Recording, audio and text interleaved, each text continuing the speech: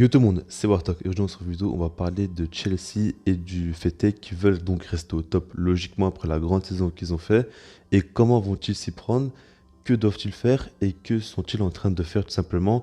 Et je trouve le sujet ultra intéressant parce que c'est vrai que je parle très rarement de Chelsea ou quoi, mais là c'est quand même une situation assez particulière parce qu'on a très bien vu que Thomas Tuchel est arrivé à la mi-saison et depuis qu'il est arrivé la dynamique du club a totalement changé, la compo a totalement changé, le style de jeu aussi, les idées ont été complètement différentes. Et au final, on a vu une équipe qui a su accrocher le top 4 en première ligue. Et de plus, ils ont réussi surtout à gagner avec des champions, ce qui a été incroyable. Et maintenant, là, après ces exploits, le but c'est tout simplement de continuer à être au top et de continuer à gagner des titres. Parce que Chelsea, ils reviennent un petit peu de loin quand même, hein. Ils n'étaient plus trop au top en ce moment. On se rappelle de la saison où ils n'ont pas pu recruter avec Lampard et ils ont dû faire confiance aux jeunes, tout ça. Là maintenant, ils sont champions au titre de la Ligue des Champions. C'est incroyable. Déjà, c'est un club anglais, donc ils ont des forts moyens, ça on le sait, ils peuvent déjà débourser pas mal d'argent, même en crise de Covid, tout ça. Et là, le fait est qu'ils ont gagné avec des champions, ils ont empoché quand même pas mal d'argent et aussi beaucoup de visibilité, tout ça.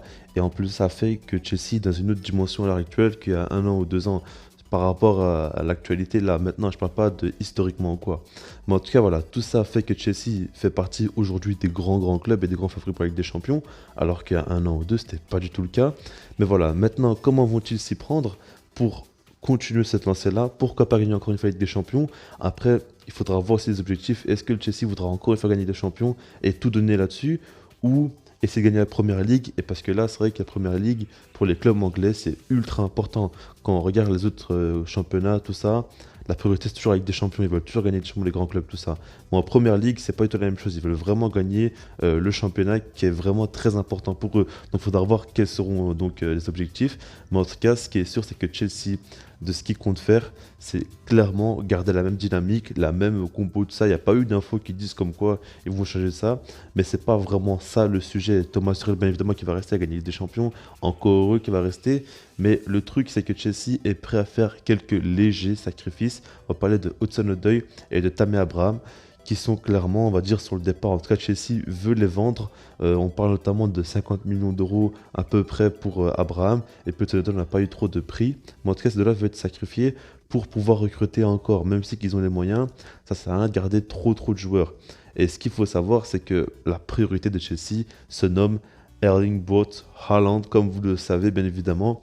Et en fait, pour moi, ce dossier-là, il montre très bien les ambitions de Chelsea et ça nous fait un petit peu comprendre. Parce que quand on regarde, on va dire, l'effectif de Chelsea, on voit très bien que la saison passée, le véritable défaut de cette équipe-là, c'était la finition. Parce qu'à chaque fois, voilà, c'est une équipe, on le disait, très solide défensivement. Au milieu de terrain, c'est très costaud. L'attaque aussi est ultra intéressante, pas mal de très bons joueurs. Mais pour finir les occasions, c'était compliqué. Je me rappelle notamment face au Real Madrid en demi-finale. Ils étaient vraiment largement au-dessus sur les 2 matchs selon moi. Mais il y a eu un petit stress jusqu'à la fin parce qu'ils n'arrivaient pas à terminer nos occasions, ils ont raté beaucoup trop d'occasions. Et on se rappelle tous de Werner, hein, quand même, tout ce qu'il a raté, bien évidemment. Donc voilà, c'est ça qui a fait que c'était un peu compliqué. Maintenant, imaginez s'ils arrivent à avoir Haaland dans l'effectif, un tueur devant le but. Et qui de plus efficace devant le but que Haaland sur le marché comme ça? Enfin, c'est pas qu'il est c'est pas qu'il est sur le marché dans le sens où Dortmund veut le vendre, mais en tout cas, on sait très bien qu'il va pas rester indéfiniment à Dortmund. Et du coup, il y a une opportunité à Haaland, quoi. Ça, on le sait. Et pour moi, c'est le profil parfait. Et c'est ce joueur-là qui pourrait passer encore chez cette autre dimension. Parce que s'ils ont un Haaland, et si tu regardes l'équipe avec un grand gardien comme Mendy qui a complètement explosé, une défense qui est très solide, qui a fait ses preuves, on a des pistons aussi très intéressants, un milieu de terrain qui marche très bien. Kanté et Jorginho, ils sont à leur prime de leur carrière, j'ai l'impression. Et puis une attaque qui est très intéressante, pas mal de joueurs très techniques, tout ça. Tu rajoutes Haaland qui va terminer toutes les occasions. En plus de ça, on sait très bien qu'il va être servi des pistons, tous les centres qu'ils vont faire, tout ça. On sait très bien que Kai Havertz est très technique, ça peut le trouver facilement sur une passe. Jorginho aussi peut très bien facilement le trouver. Pulisic peut créer des différences sur le côté, il peut essayer de le trouver. Et puis même, il peut mettre un but à lui tout seul en créant l'occasion. C'est très bien que Haaland il est différent des autres.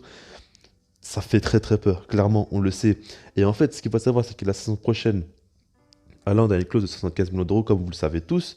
Mais Chelsea va à tout prix le recruter maintenant. Ils seraient prêts à mettre 150 millions d'euros, tout ça. Et moi, ce qui me dit, enfin, ce qui me fait dire qu'en tout cas, c'est la preuve que leurs ambitions sont très hautes et que c'est raisonnable et pour moi intelligent, c'est qu'en fait, Chelsea, ils sortent d'une saison où ils gagnent la Ligue des Champions. C'est complètement fou. Et c'est vraiment le moment ou jamais pour faire un gros transfert. Haaland, il est convoitisé par tous les gros clubs. Et si maintenant Chelsea va le recruter avant qu'il y ait sa fameuse clause où tout le monde va se jeter dessus, c'est intelligent parce que c'est le moment ou jamais. En plus, ça, ils savent très bien que la saison prochaine, je pense pas que voilà, ils vont gagner encore une fois avec des champions. En tout cas, on ne sait pas, hein, mais en tout cas, ce que je veux dire, c'est qu'on est sûr de rien. Alors que cette saison, on sait très bien que là, ils ont vraiment un truc autour d'eux où tout le monde se dit que Chelsea, franchement, ça redevient vraiment quelque chose, tout ça. C'est ça que je veux dire. Et maintenant, par rapport à ça, Haaland, déjà, c'est le profil parfait. Et en plus de ça, c'est un coup qui sera beaucoup plus simple à réaliser cette saison que la saison prochaine. Et en tout cas, on ne sait pas trop si ça va se réaliser ou non. Moi, je suis persuadé que Chelsea serait prêt à mettre 180 millions d'euros ou quoi pour le faire venir. Pour moi, ils pourraient dépenser des sommes monstrueuses parce qu'ils ont pas mal de joueurs aussi à vendre et tout ça. Et ils ont les moyens. Maintenant, il faudra surtout voir l'envie du joueur. Est-ce que Haaland, lui, sera prêt à rejoindre le Chelsea ou non? En tout cas, s'il veut rejoindre ce club-là, c'est cette année vraiment où il serait le plus enclin à accepter de rejoindre le club. Donc voilà quoi. Maintenant, par rapport à ce dossier-là, on verra bien ce qui va se passer. En tout cas, l'ambition côté Chelsea est présente. Et maintenant, il y a aussi le cas Jules Koundé. Et là, encore une fois, c'est très intéressant. C'est pas du tout la même chose, mais en tout cas, c'est intéressant parce que imaginez Jules Koundé s'il signe à Chelsea. Pour moi, ce serait un énorme coup.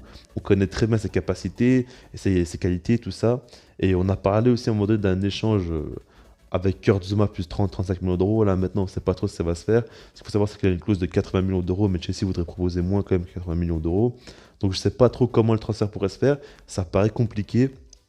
Mais si jamais il se fait, ce serait un énorme coup. Parce que dans la défense à 3, imaginez Rudiger côté gauche, Thiago Silva dans l'axe et Jules Koundé côté droit. Parce que Christensen, pour moi, c'est le moins bon des trois en défense. Et puis surtout que Jules Koundé va apporter un profil différent. Déjà, il est bien plus rapide. Et après ça, surtout, ses qualités techniques. On sait très bien qu'il peut beaucoup apporter balle au pied. Et pour moi, Jules Koundé, là où il est le meilleur, c'est dans une défense à 3. Et c'est pas une défense à 2. Parce que pour moi, il est tellement bon techniquement, il peut tellement apporter balle au pied que dans une défense à 3, il peut se permettre d'avancer un petit peu et d'essayer de trouver une passe qui va casser une ligne, voire deux lignes. Et c'est là où vraiment il est très intéressant. Et je pense que Thomas Tuchel pourrait le faire évoluer, le faire grandir encore, devenir un meilleur défenseur. Mais en tout cas, son profil apportera quelque chose de différent parce que déjà défensivement, purement et simplement, il est bon. Et en plus de ça, il sera à côté de Thiago Silva et Rudiger qui pourront faire en sorte qu'il arrive à progresser et à encore être meilleur parce qu'il est encore très jeune. Mais mis à part ça, il a un profil différent des autres. Après ça, Rudiger aussi, il aime beaucoup porter la balle, monter un petit peu, faire des passes, tout ça, c'est vrai. Maintenant, je le Koundé, pour moi, c'est encore. C'est pas forcément que c'est plus fort parce que la qualité de passe, je pense que Rudiger est meilleur en qualité de passe, mais en qualité technique purement, éliminer des joueurs ou quoi, et vraiment réussir à s'en sortir du pressing, tout ça, je pense vraiment que Jules Koundé est meilleur là-dessus et pourrait plus apporter que Rudiger. Maintenant, c'est différent quand même, les deux profils, tout ça. Mais voilà, en tout cas, je sais pas ce que vous en pensez, mais pour moi, Jules Koundé, à Londres, ce serait deux transferts incroyables. Moi, en tout cas, pour résumer tout ça, l'idée de Chelsea, elle est simple. C'est pas une idée vraiment incroyable qui va tous nous surprendre ou quoi. Mais en tout cas, ce qu'ils veulent faire, c'est tout simplement renforcer encore plus l'équipe et profiter du fait est qu'à l'heure actuelle, ils sont considérés vraiment comme l'un des plus gros clubs parce que là, ils viennent de gagner des champions. Et quand je parle des plus gros clubs, c'est à l'heure actuelle, quoi. J'y précise bien, c'est pas dans l'histoire ou quoi, parce que beaucoup de gens peuvent le prendre différemment de ce que je dis. Mais voilà, profiter de ça pour tout simplement faire des gros coups sur le mercato et encore une fois se renforcer et être encore plus dangereux la saison prochaine. Donc pour moi, là, c'est intelligent, c'est ce qu'ils doivent faire parce qu'ils pourraient se dire par exemple que voilà, on a gagné des champions, on a fait de très belles choses. Au final, la saison passée, ils ont fait un énorme mercato, ils ont recruté pas mal de gros joueurs, c'est suffisant tout ça. Mais non, ils veulent encore se renforcer et encore vraiment avoir des profils des joueurs qui pourraient être encore plus intéressants pour eux et la progression de cette équipe-là. Donc franchement, ça me paraît vraiment ultra intéressant et j'ai vraiment hâte de voir ce que Thomas Tuchel pourra faire la saison prochaine, notamment en Première Ligue parce qu'avec des champions, je pense qu'ils pourront encore faire un beau parcours. Mais en Première Ligue, j'ai vraiment hâte de voir parce que sa concurrence, elle est monstrueuse. United fait un énorme mercato. City aussi compte faire un gros mercato et ils sont tout le temps dangereux en championnat. Liverpool revient bien avec Virgil van Dijk. Enfin, ça fait quand même rêver, quoi. Il y a pas mal de gros clubs en Première Ligue qui peuvent être très dangereux. Donc voilà, dans le commentaire, vous travaillez par rapport à ce que je vous ai dit. Et sinon, moi, je vous dis peace.